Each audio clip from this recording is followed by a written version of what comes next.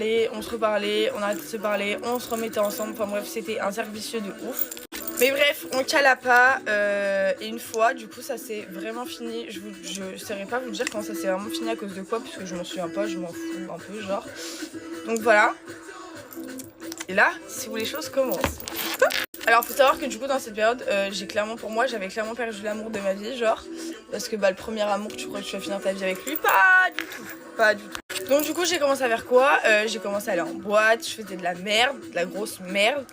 Je pécho tout le monde, je parlais avec tout le monde, j'ai parlé avec un nombre de mecs incalculable. Vraiment j'étais une grosse pute, voilà faut le dire. Mais clairement j'étais devenue une pute pour, enfin pas une pute parce que c'est pas vraiment le mot, mais j'étais vraiment devenue une meuf que personne veut parce que j'essayais d'oublier mon premier amour comme ça. Les gars il ne faut pas faire ça.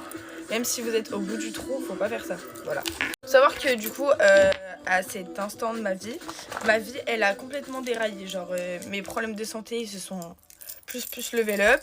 Je suis tombée en dépression, enfin bref, vraiment j'étais au bout de ma vie en fait. Donc bref, entre temps j'ai eu plusieurs mecs, où ça a duré une semaine, enfin après j'ai parlé à des gens et tout.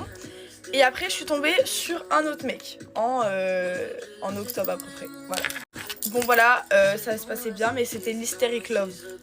Voilà, c'était l'hysteric love, vraiment. Genre je pense que c'était vraiment l'une des pires de mes relations. On se quittait tous les 4 matins. En fait vu que j'avais trop donné dans une relation, je voulais plus donner autant dans une relation. Du coup je faisais de la merde tout le temps. Je montrais pas que je l'aimais, je m'en battais les couilles de sa gueule clairement. Enfin bref, en gros je suis devenue vraiment la pire meuf en relation. Genre vraiment tu veux pas cette relation, genre vraiment c'était toxique de fou, enfin c'était horrible.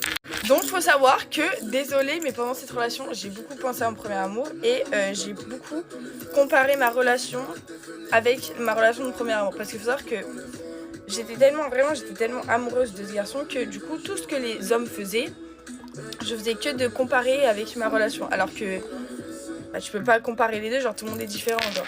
Après du coup plein de fois on s'est séparés avec le mec toxique, on va dire ça comme ça.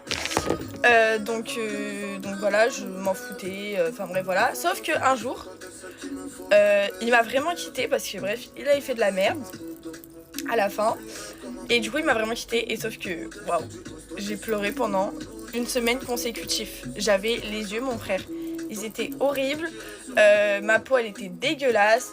Bref, je perdais complètement le contrôle, genre j'étais horrible. Après du coup j'ai traversé un peu une période compliquée, voilà, parce que bref les gourmands on le sait. Mais heureusement que à ce moment là il y avait mon meilleur ami qui était, je parlais à mon meilleur